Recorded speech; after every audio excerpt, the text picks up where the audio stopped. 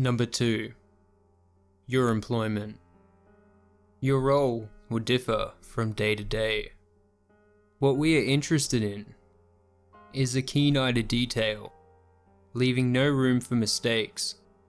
There is a tier system involved that will work for or against you. It determines your ability to move freely and the risk you may have to take for our stakeholders. Those that reach top tiers may leave, but many get a taste for the work and stay on board. To ensure survival, follow the rules listed below. No contact with law enforcement. Follow all instruction without question. Speaking is only reserved for the host and entertainment. Report unapproved communication. I was a stagehand for a Darkweb game show. My first shift in the maze. She should be out for another few minutes. Get your shit done, kid. Mr. Rainbow said, as he watched my trembling hands attempt to connect a GoPro to the camera boom. His name might lead you to believe he's pleasant, but he's far from it. Mr. Rainbow was the host of Escape the Rainbow, and like all the hosts, he had his own persona built under a mask and a tight black suit. His face hid behind an oval mask with a rainbow-coloured toothy smile stretching ear from ear. Mr. Rainbow held the unconscious woman on her feet, his black eyes following my movements as I locked the camera boom and GoPro to the front of the woman's vest. The second camera slipped out of my sweat-covered hands as I attempted to attach it to her back, and Mr. Rainbow swore under his breath, Remember, everything you do reflects on me. So don't fuck this up, okay? After checking the camera still worked, I clicked it in place and backed away while Mr. Rainbow rested the woman on her side. Carrot Top, everything good? He yelled to another stagehand. We were all required to wear black morph suits to hide any distinguishing features such as skin color, tattoos, or scars. Carrot Top was given a bright orange wig and christened with his new nickname. After passing my probation, which ultimately meant surviving, I too would be given my own name. Carrot Top, who was testing all the cameras positioned above the maze, shot Mr. Rainbow a thumbs up, keeping to Rule 3 in the employee handbook, which I believe was enforced to keep stagehands from communicating with one another. Turn the lights on, newbie. Mr. Rainbow ordered, pointing his white-gloved hand to the light switch. When the lights came on over the maze, I got my first taste of what it actually was, and my heart raced. The ceiling of the room was only about 6 foot, but the maze was long. Imagine an empty warehouse, but cut the height by 3/4 and replace the flooring with cheap wood. Locked behind a door, all three of us watched the cameras as the woman stirred back into consciousness. Mr. Rainbow pulled a microphone close to his mask as the woman staggered to her feet, dazed and confused. Ladies and gentlemen, we have a fine young lady here getting ready to make her attempt at escaping the rainbow. If you're new to the show, our contestant must run the maze for her freedom, with 4 doorways to choose from, each leading to a further 2 doors, with only one of the 16 doors leading to the exit. Luck plays a large part in this game, folks. You need to choose the first door correctly to ensure you are following the right path. We have all the classics: steak pits, broken glass, rusted nails, and the all-time viewer-voted favourite, the bone-crunching, rib-breaking hammer! No one has completed this maze, but today I think we have a real contender. Please put your hands and claws together for Miss Jane Doe! His voice embodied every sleazy game show host I'd ever heard. I watched Carrot Top cycle through the shots of the traps before pausing on the large sledgehammer fixed above one of the doors. It had been fashioned as a tripwire of sorts, ready to swing down on whoever was unlucky enough to get to that door. Carrot Top cut back to the woman right as she started banging on the door behind us. Each person reacts in a different way to finding themselves in the rainbow, folks. Many of our veteran viewers will know what happens next. CT, roll that audio! Hitting a button in front of him, Carrot Top gave another thumbs up as the speakers within the maze crackled and a pre-recorded message spat out. Welcome, contestant. You have been selected to run the rainbow. Congratulations.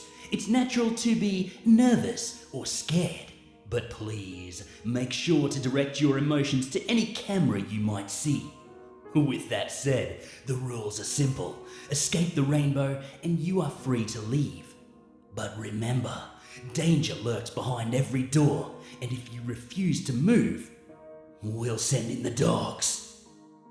The woman continued slamming herself into the door before the pre-recorded sound of vicious dogs barking turned her body toward the maze and in front of the 4 colored doors. Blue, green, yellow, or red, which will she choose? Statistically, our contestants seem to avoid the red door, opting for blue or green. Little do they know, red leads to salvation, and the other 3 are much less fun.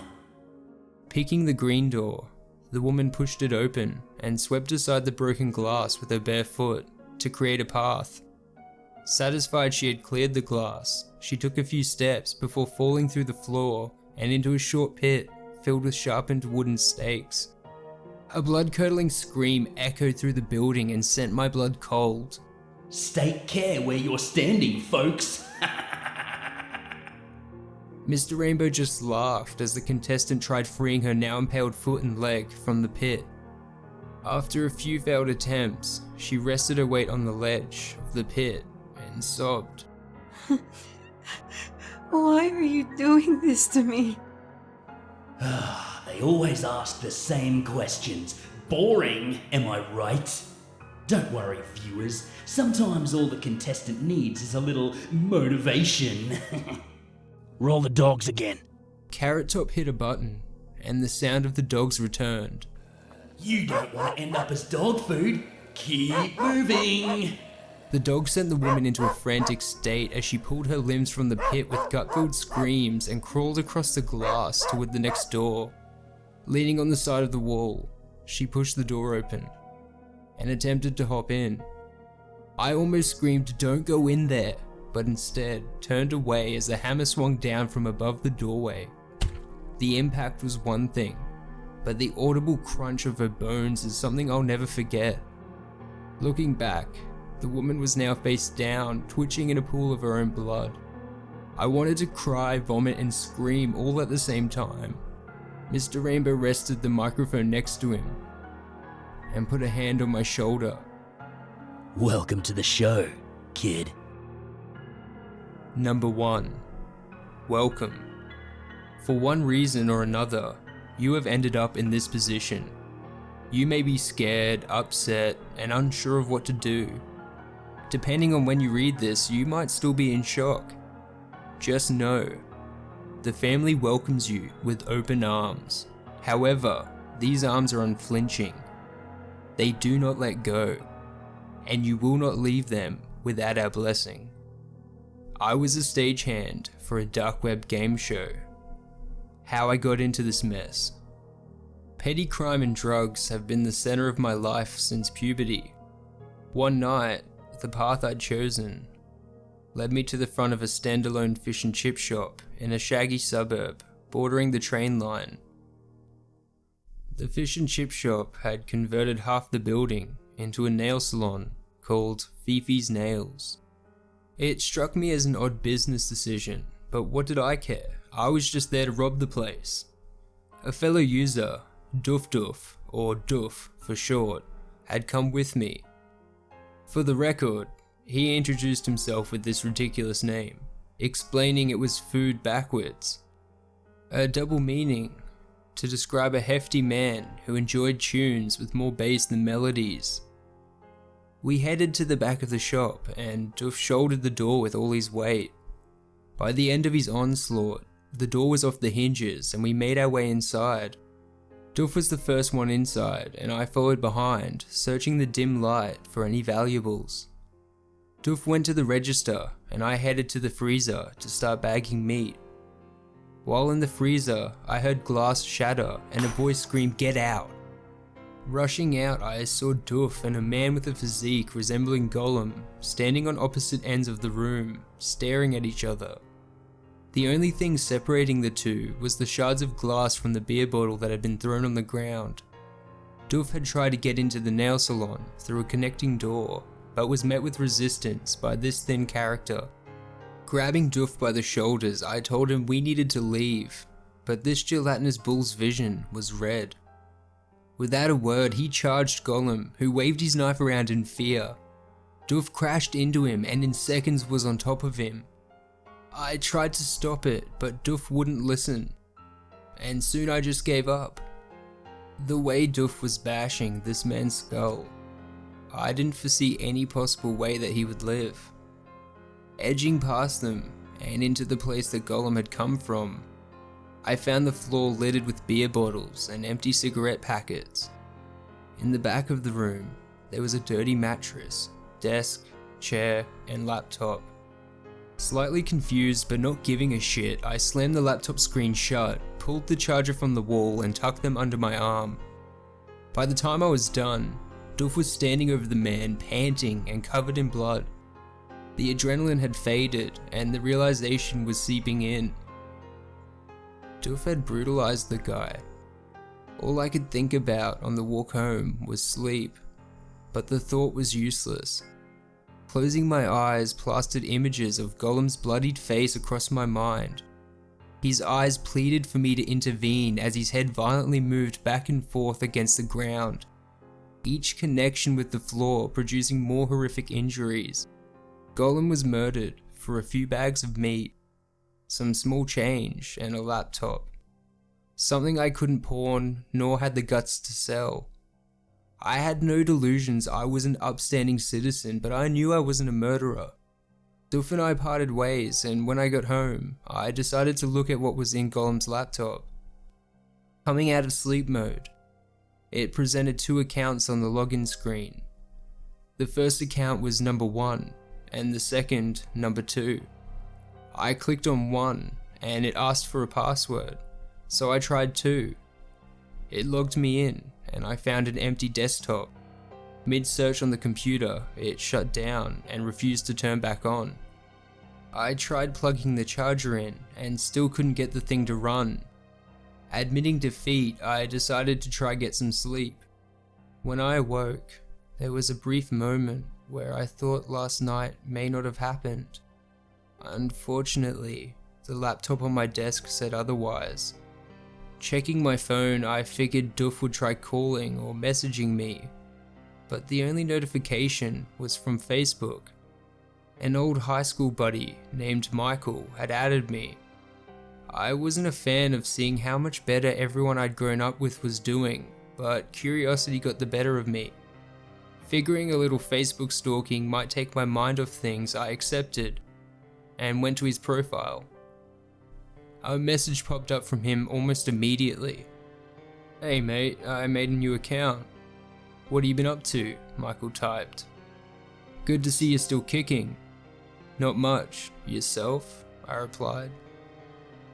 "Well, this is kind of awkward to ask, but I've just been let go. Think you could give my resume to your boss? You're still working at the abattoir, right?" "Ah, the abattoir. Where all dreams go to die, among other things." Well, no, I'd been fired for taking too many days off, but Facebook didn't need to know that. "Sure man, send it through. I'm not sure if they're hiring at the moment though." I lied, the abattoir was always hiring. No one stayed long, and those that did found disturbing ways to keep the job exciting. A file came through, and I downloaded it onto my phone. However, nothing came up when I opened the file. "File's not working," I messaged him. Michael's icon appeared, indicating he'd seen the message, and another file came through. This time it worked, but it wasn't his resume. It was a video and a picture. The video was dark, but the sound of Duff struggling with the man came blaring out of the speakers. My half-hearted attempt to stop him followed before my figure appeared in full view through the doorway. There my face was, clear as day, as I closed the laptop. My stomach dropped. The same mixture of disgust and fear that I'd felt last night washed over me. But how did Michael know Gollum? The police weren't at my door, so I figured that was a good sign. "You send this shit over Facebook. Can't this be tracked?" I typed. "Why do I care what happens to you?" His comment stung. "What do you want?" I replied. "Go to the laptop. Username 1. He then typed out a lengthy password. Gripped with fear, I did as he asked and I logged in. There were only 2 shortcuts on the desktop, a VPN and a yellow smiley face icon.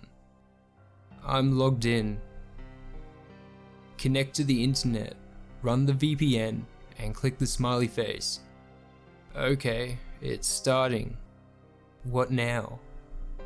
You'll know what to do. Michael's account disappeared moments later, and as if on cue, the real Michael updated his Facebook status. Having a really shitty day. Hope this rain stops soon. The program I'd opened was a crude looking chat room. There were hundreds of chat rooms, but the top one had my name on it. Robert's room. Entering the room, I found myself in the main lobby, and a video started streaming. It took a few seconds to buffer before a man wearing a golden plague doctor's mask appeared on the screen. He was sitting at a large wooden desk, something I'd picture a business executive sitting behind. 2 men stood either side of him, also in suits but with their faces covered by black cloth masks. Let's get to it then. I didn't bother replying. What was there to say?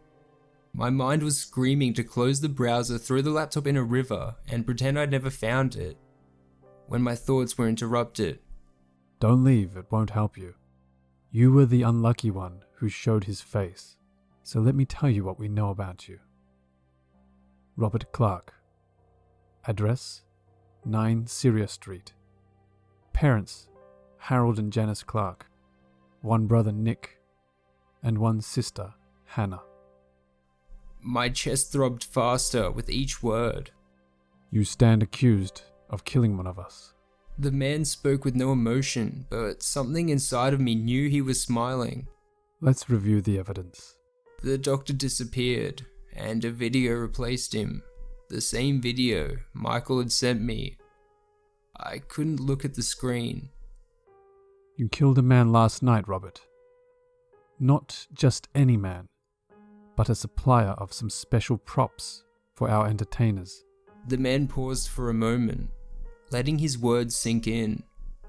My thoughts forced themselves out of my lips. I didn't kill anyone. I tried to stop it. Please, just believe me. Now, I'm going to lay down 2 options for you. You'll enjoy neither of them, but that silver lining is, we don't want you to.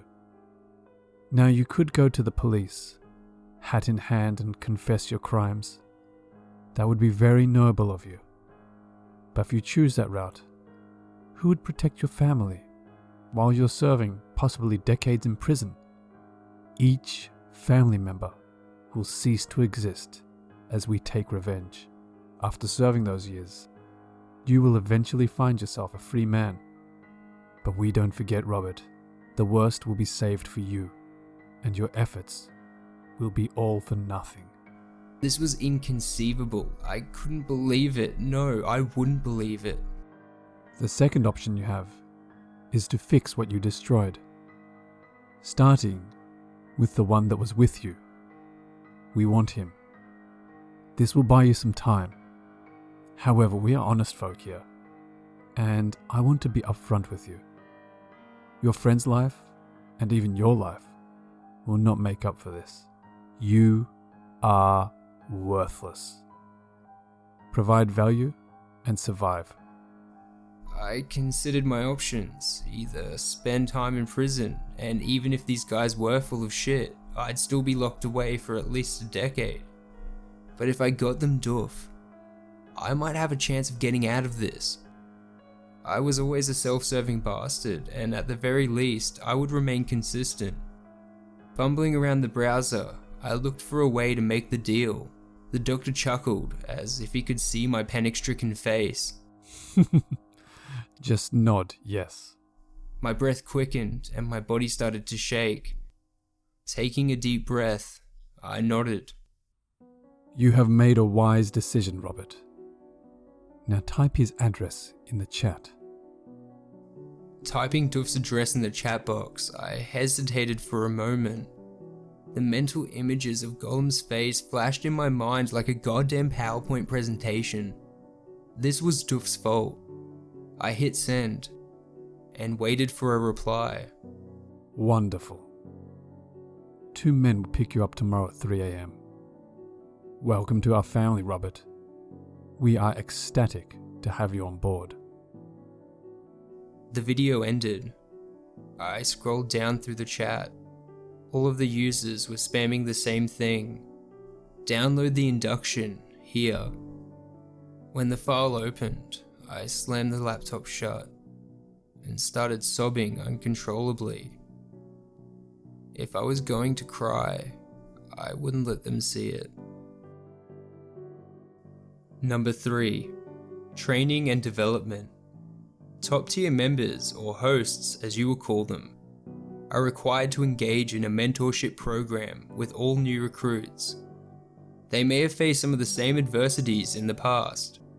They are your best friend, your guardian, your boss, and the only one you are permitted to speak to in private quarters. It would be wise to listen to them, as they hold your survival in their hands. I can't do this. This is wrong, I said in tears as I stared at the 2 black marbles in front of me. Mr. Rainbow slammed his fist down on the desk in front of him, silencing my objections. What is right and wrong, huh? The idea of it has served you well. But what of those that only know death and survival?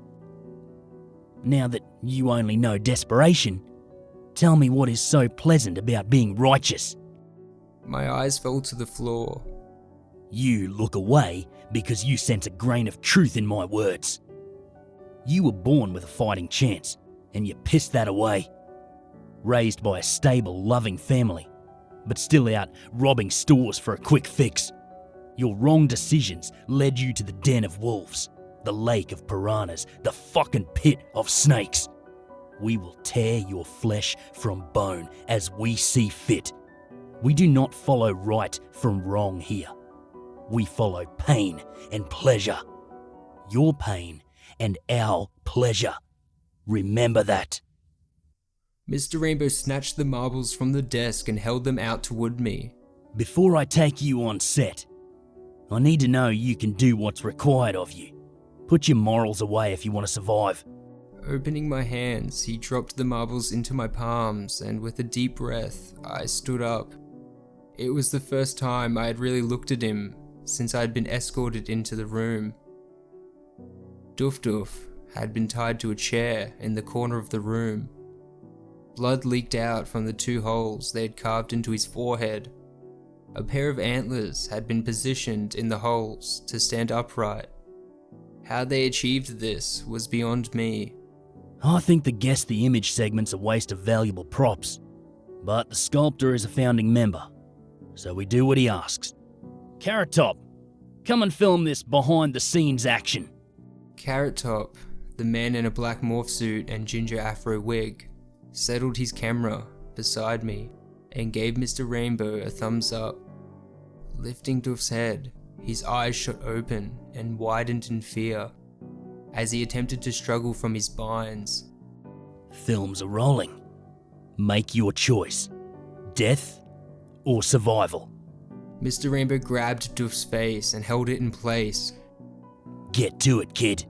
Placing the first marble over his eyeball, Duff tried to close it, and Mr. Rainbow pulled back his eyelids. "I'm sorry," I said, and continued to repeat as I pushed the marble into the socket of his eye. His muffled screams through duct tape and jerking movements still appear in my dreams. Stumbling back, I looked at the blood on my hands, and Carrot Top angled the camera over just in time to record the contents of my stomach emptying out onto the floor. The other one, kid. Get it over with. Duff's remaining eye burned through me. There was hate, fear, and agony radiating out of it. His short, rapid breaths and attempts at moving away from the second marble made it hard. But in the end, I was able to push it through, just as I had the first. Duff fell silent. I wasn't sure if I'd killed him or he'd passed out from the pain.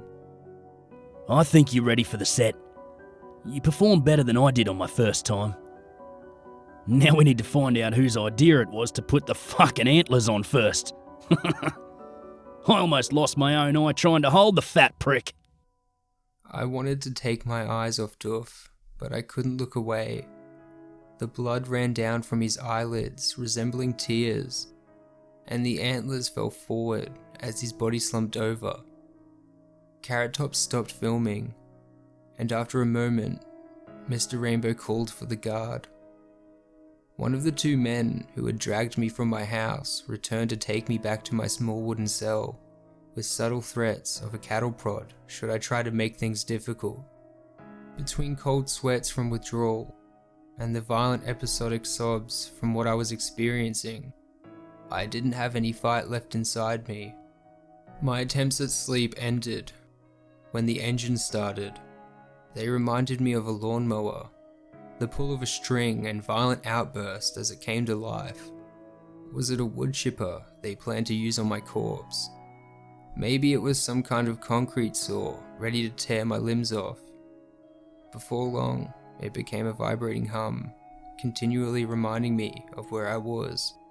Unsure if it was real or in my imagination, the smell of gas seeped into my room. Each breath felt poisonous, and part of me wanted to believe they were trying to poison me. Even optimistic about it. It was sure as hell less morbid than the other alternatives I had already imagined. A voice in the back of my mind urged me to let it enter my lungs, to allow this to be the end, but I couldn't do it. Everything terrified me, and the only thing I could do to distract myself was to count the red blinks of the camera watching me. It was much less therapeutic than counting sheep. Number 4. Our company. Blood is the most potent form of currency. It has built kingdoms and corporations for thousands of years. The family recognizes this fact and produces content for lucrative markets, whether domestic or international. It is considered illegal, but we have been active for decades without issue. These issues are avoided because of proper precautions and a firm hand. Our stakeholders range from your average citizen to wealthy private investors. They allow us to influence a wide range of political spheres in many different countries, ensuring our operations never cease nor slow down. Sometimes it felt like days and even weeks would pass before I was needed. All I could do was stare at the wooden walls, confining me to my small room. I had given up banging on the walls and trying to secretly communicate with other captives, as they never replied. Other times I'd converse with my rusted metal bucket or 2-liter bottle of water, but for the most part, I would just think, plan, and pray about the situation I was in. The humming of the engines was always followed by light flickering under the door, and I had rested on the idea it was a generator. There was no light besides those powered by the generator, and I often wondered if I was underground. The low ceilings and long narrow rooms seemed like tunnels, but I could have sworn I'd seen a crack of real sunlight on my last maze production. After participating in 5 now, for what I can only guess to be 6 months, I'd grown accustomed to the screams and blood. Though I still considered suicide, I couldn't find a way to ensure my permanent departure would be successful.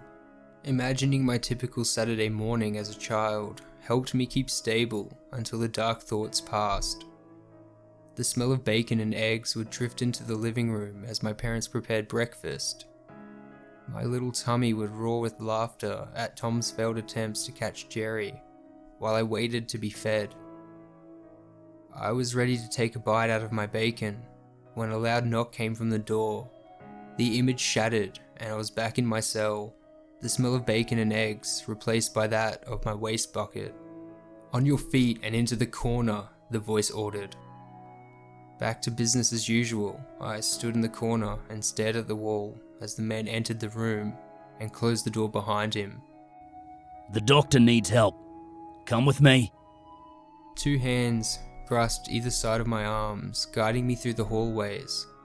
Something I had noticed from time to time here was they never moved in groups bigger than 3.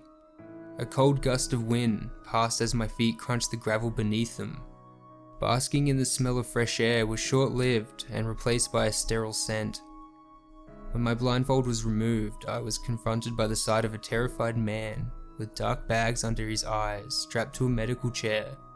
The doctor didn't bother turning to face me from his table and waved his hand toward a camera. Just point and shoot. Mr. Rainbow left me with the doctor and another morph suit wearing a plain black trucker's cap. My hate for Mr. Rainbow was undeniable, but the sense of normality and comfort that followed had me wishing he wouldn't leave. Positioning the view of the camera in place, I awaited further orders in silence. The doctor spun on his chair to face me and feigned surprise at my presence. "Oh, Robert, you're still with us." Nodding yes, I did my best to hide my anger for him. The doctor smiled, pulling a needle over the beak of his mask before flicking it. "You will love it here. It's much less barbaric than the maze." Again, I nodded. "Now hit record, will you?"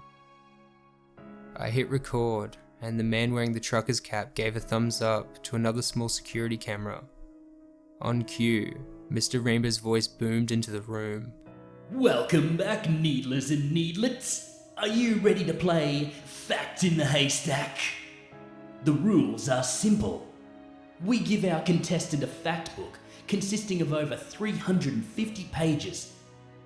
They must study it for the next 24 hours to ensure they can answer our multiple choice questions. What facts do you have for us today, Doc? The doctor stood up for the camera, his cold voice now projecting confident humor. "I'm glad you asked. I think you'll really like this one, Mr. Rainbow. It's definitely up your alley." Oh, do tell! The contestant's eyes had locked onto my own as the only person without a mask, and he directed his pleas through duct tape at me.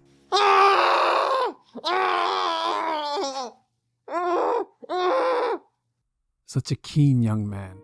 Don't worry, you will have your turn to answer. Fire rainbows occur when the ice crystals refract sun's rays in what cloud? 1. Altocumulus castellanus. 2. Cirrocumulus lacunosus. 3. Cirrostratus nebulosus. 4. Cumulonimbus capillatus. A sudden silence fell over the man, and the small amount of colour left in his face faded away. Now for the question I know you're all hanging on the edge of your seat for. Will Mr. John Doe find the facts in the haystack? Or the needle instead? The doctor ripped the tape from the contestant's mouth, taking some of the skin off his lips with it. Why are you doing this? Please, God, let me go. Please. Looks like he didn't study hard enough, folks. We have 30 seconds left on the clock. You! The man screamed at me as he tried to lift his head. I couldn't face him and fixed my eyes to the ground. Please get me out of here.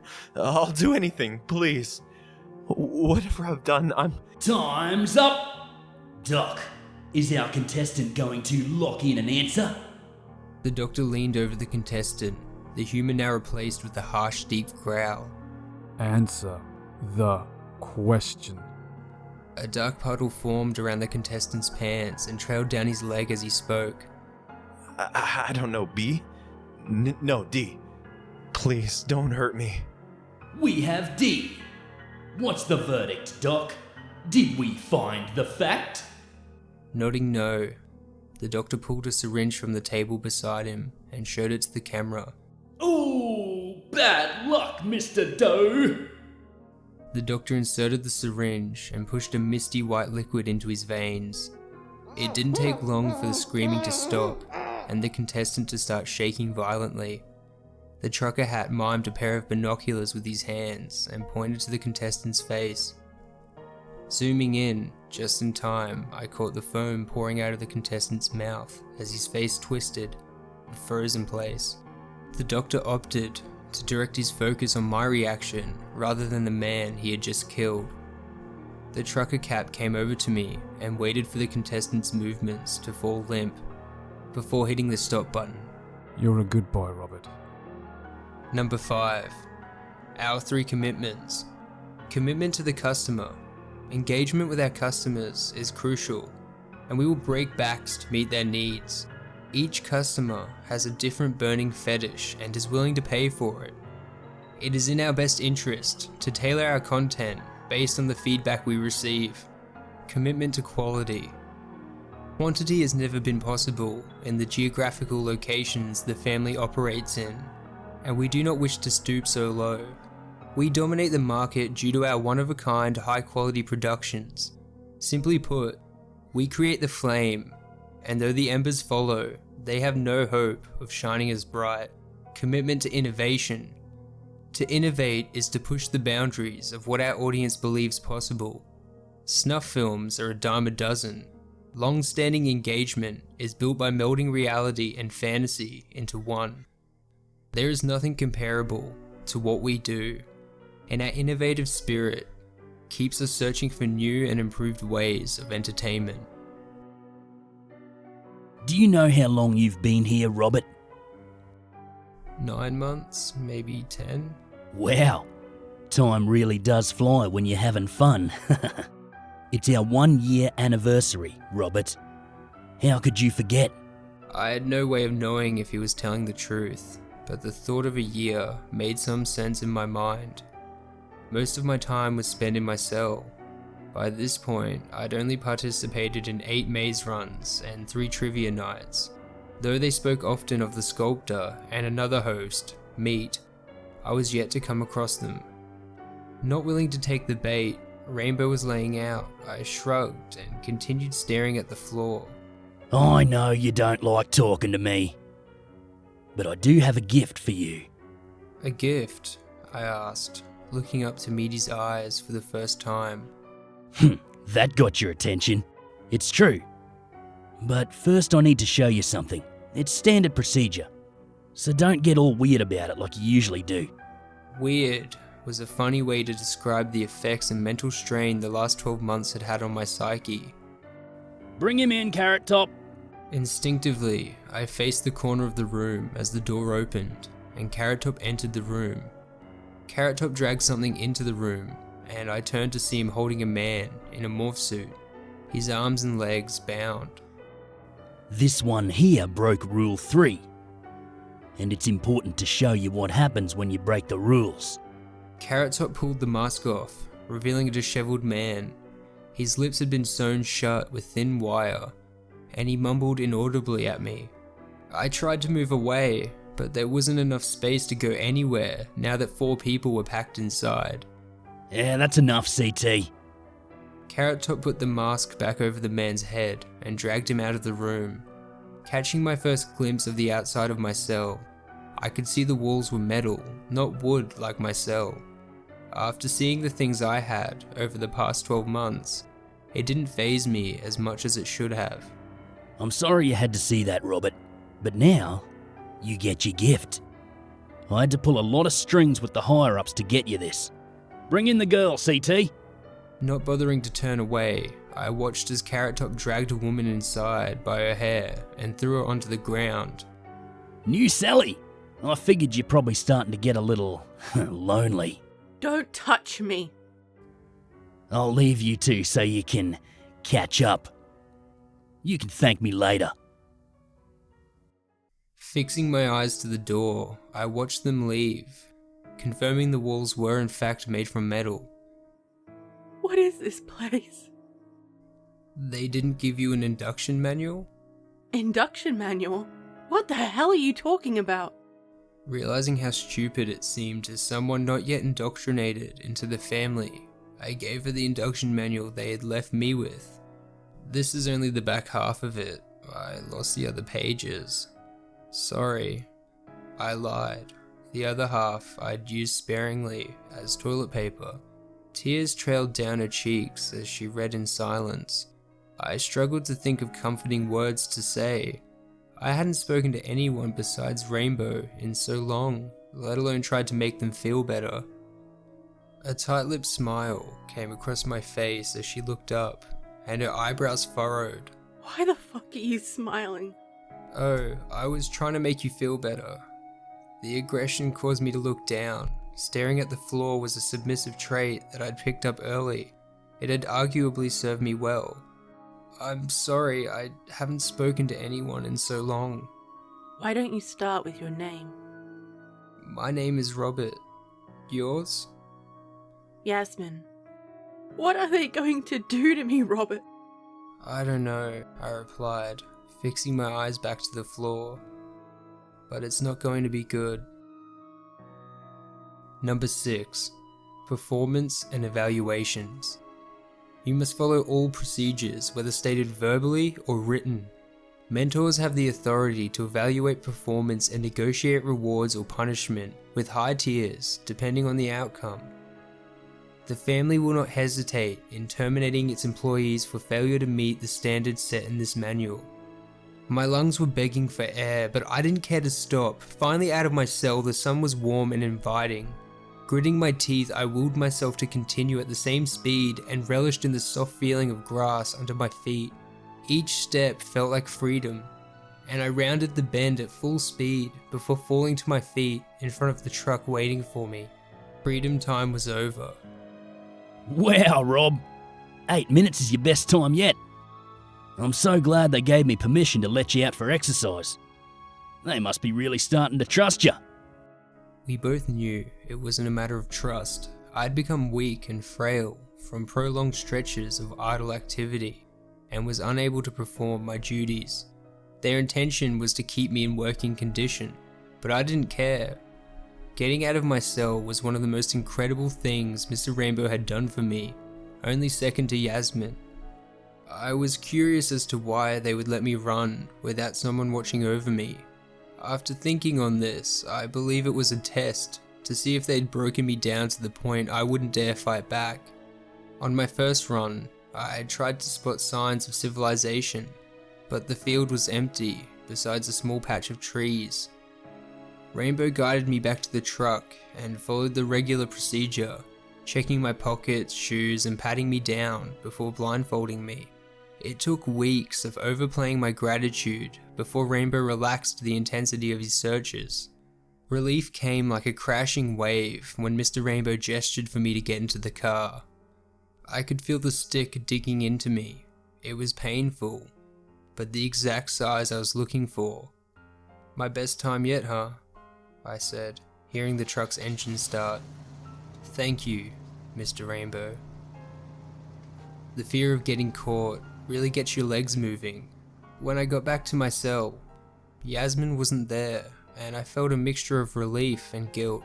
Relief because I had decided not to involve her in my plans and needed to hide it from the camera. My guilt came from knowing she was experiencing something horrible. Though our conversations no longer revolved around what we had endured and focused on things like family, food, and our favorite TV shows, our attempts to maintain a sense of hope and normality were not always effective. Sometimes 2 or 3 days would go by where I didn't see her, and I knew she had it worse than I did. Most nights I still heard her crying from across the room and could do little to console her. Pushing the guilt into the back of my mind, I angled myself into the corner of the room and used the bucket to retrieve the stick. It was short and thick, but over time, I would sharpen the edges and wait for an opportunity to use it. I'm no longer concerned with how large or connected the family claim they are, and I don't care if I live or die. I've watched countless die and done nothing to help them. The only redeemable thing I can do now is save Yasmin. I will wait for an opportunity to strike.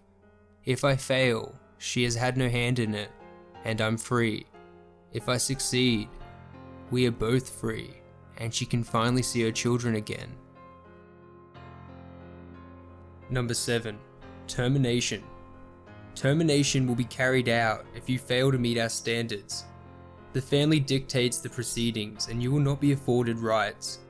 If terminated, your survival will come to an end.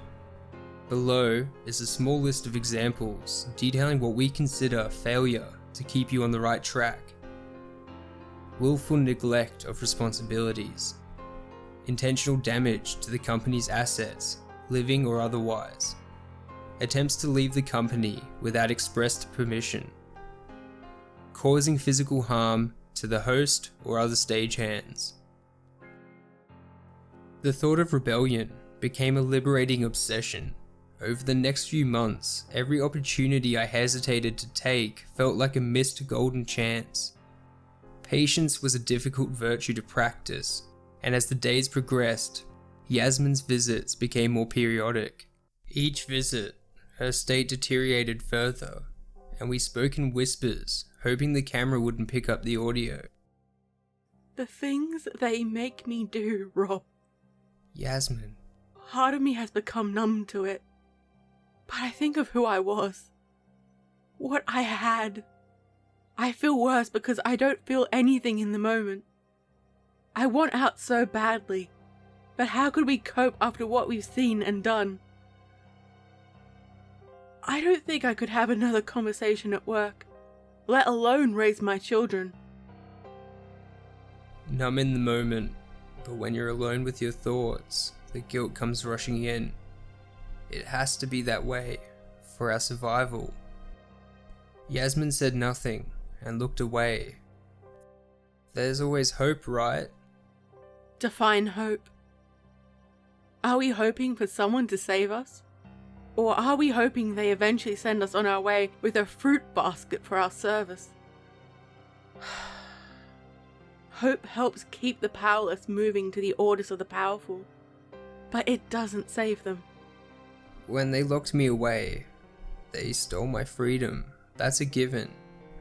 I didn't have a job, my family disowned me, and drugs were my only escape from the world. Yasmin, you had a life worth living on the outside. Don't let go of the hope to get it back. You don't need all those things to exist and deserve love, Robert. You deserve to get your life back, just as much as I do. This time, I was the one who didn't reply. Where was she getting this from? No one had ever said anything like this to me before. Maybe there's hope for the hopeless after all. Have you thought of escaping? What would you do? Feeling the stake hidden in the lace holes of my pants, I almost told her everything.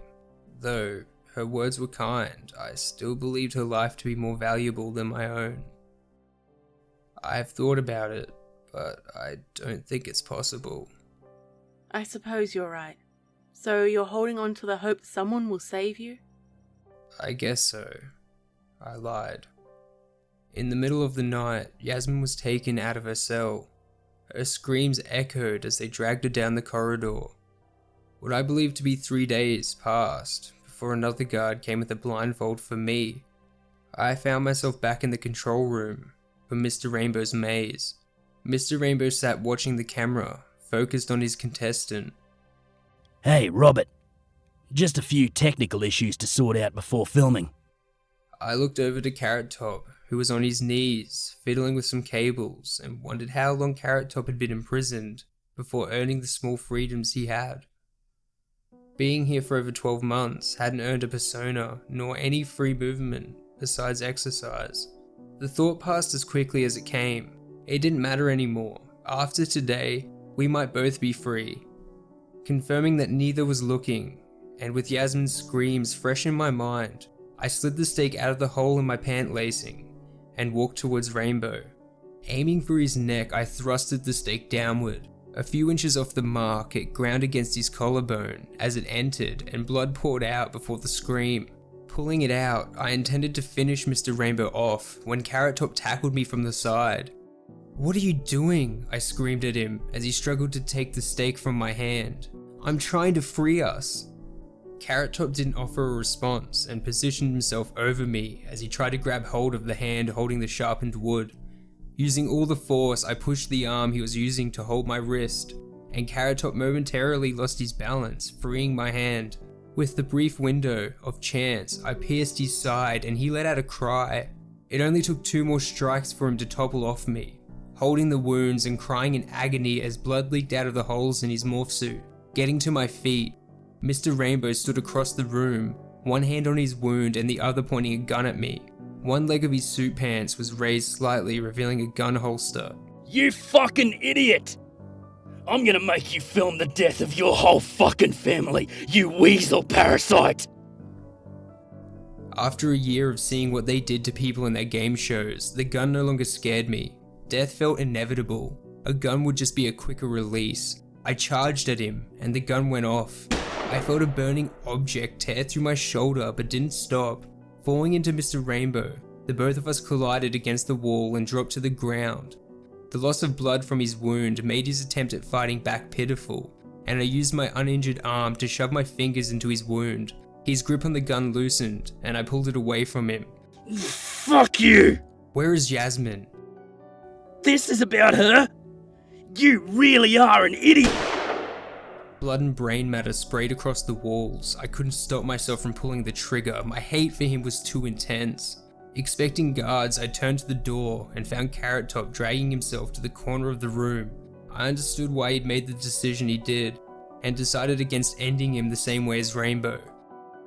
"It'll be okay. I'll come back to you when it's over. Just stay here." Opening the door, I found a short metal corridor, similar to the one I'd seen from my cell. 2 large metal doors were left ajar, and sunlight entered through them. Pushing them open, I couldn't believe my eyes.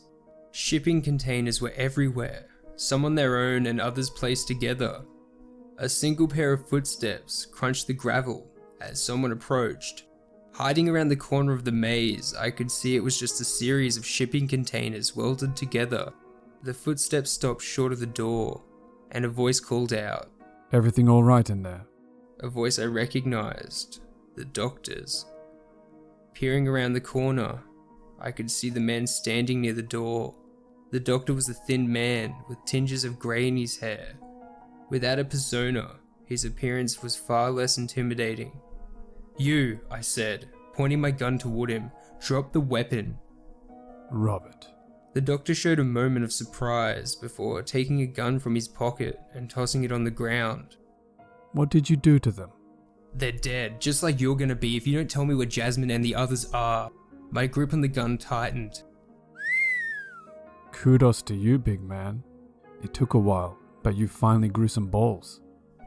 There wasn't even a slither of grief to be seen after hearing of his friend's demise, and despite having the power in the situation, it still made me anxious.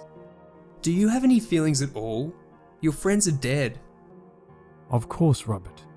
I'm feeling regret right now. I regret letting Rainbow have you as his little project. And I sure as hell regret not drawing my gun." The wrinkles on the doctor's forehead creased, as his perfect white teeth formed a smile. "You were just so pathetic. The thought of you trying something never occurred to me." "Take me to Yasmin." "Very well. But I don't think you're going to like what you find." The searing pain in my shoulder pulsated as I followed the doctor and continued to raise my gun at every turn, expecting someone to be waiting to pounce. "You can relax. There's no one here." "You act so calm for someone who will die soon." "I don't fear death, Robert. How can you fear yourself? Besides, even in death I'm still in control. I'll be with you in your dreams. Like a little marionette you have no power to stop." The doctor stopped and pointed to a large shed in front of us. "Yasmin is in there. You have my blessing, Robert. Go get her, Tiger." Raising my gun at him, I tightened my grip and put my finger over the trigger. You may kill me now. Without saying a word, I pulled the trigger and the doctor's body dropped to the ground. Still not convinced the place was empty, and expecting to see someone try to inspect the source of the gunshot, I didn't call for Yasmin and continued forward. As I pushed up the roller door, a voice called out. Dad, what happened? When our eyes met, my stomach dropped. Yasmin? She was sitting behind a desk, a red poster stuck to the wall behind her with black text reading, "The Real Life of Robert." A look of shock was frozen on her pale face before tears streamed down. Robert, you came to save me? That piece of shit was your father? No, I wasn't. I mean, he wasn't, I swear. They're forcing me to do this, Robert. Training my gun on her, I moved forward as she continued pleading for me to believe her. When I got to the desk, I pushed the monitor around to see what she'd been working on. It was a script of different things to say when we were together next. Suddenly, her poetic lines about deserving love and her long periods missing from the cell all made sense. It was all a lie. They told me I had to. This was their first attempt at a reality show, and viewers were getting bored with you. I had to mix it up to keep them interested. I didn't want to, Robert. I really cared for you. All this time, I was the show, I said, looking at the red poster with my name on it in disbelief. Are there others? All the other game shows are real. You're just the only one they kept alive this long. How much of this was bullshit, Yasmin? They've been doing this for decades. The induction manual and the appearance of a large, well-connected company were all created before they knew you existed. Breaking the mind is the greatest way of keeping someone captive. You just piss them off enough to become the trial contestant for their new show. You keep saying they, but you were a part of this. They forced me, Robert. I can't go to prison. I'd rather die than go. Prison would be too good for you. You deserve to rot in hell. A cold smile crept over Yasmin's face, and the similarities between her and her father became apparent. Then I'll take you with me. Yasmin screamed, lunging over the desk with a knife. Where the hell did she get a knife? Scrambling away from the desk, I raised my gun and pulled the trigger. I watched the smile fade and the recognition of death wash over her as the bullet tore through her chest. As she lay dying on the floor, I asked her if she felt any remorse for her actions. She used her last breath to call out to her father. See you soon, Dad.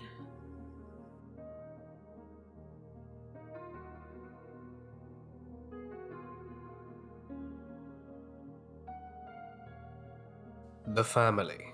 Eugene James, the Doctor, 48. Stanley James, Mr. Rainbow, 42. Austin James, Carrot Top, 40. And Melissa James, Yasmin, 25. Were a highly organized family of serial killers, using their defunct farmland to create and profit from game show themed snuff videos. Over 2 decades, they recorded over 3,000 videos, including a 14-month stream of their captive. Captives were held in a series of shipping containers obtained from Eugene's bankrupt shipping company. Through careful planning and deception, captives were convinced the family was a large international company holding high amounts of power and influence across the world. As of today, an extensive network of over 12,000 viewers, both domestic and international, are being investigated. Police estimate over 200 cold cases could be solved in connection to the family, and have begun the process of excavating the family's pig pens and surrounding paddocks. Austin James, previously believed by his captives to be imprisoned himself, is still missing, and considered extremely dangerous.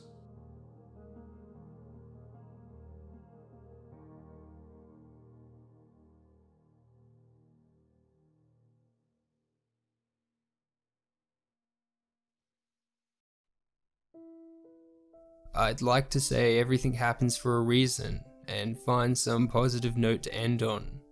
But the doctor was right. His death did not eliminate him from my mind. He still has what he wanted all along: control. There's been an extensive support network comprising of the victim's family members, and it has helped keep me clean. Every so often, an email will come through with a link in it, leading me to an archive of the streams I'd featured in.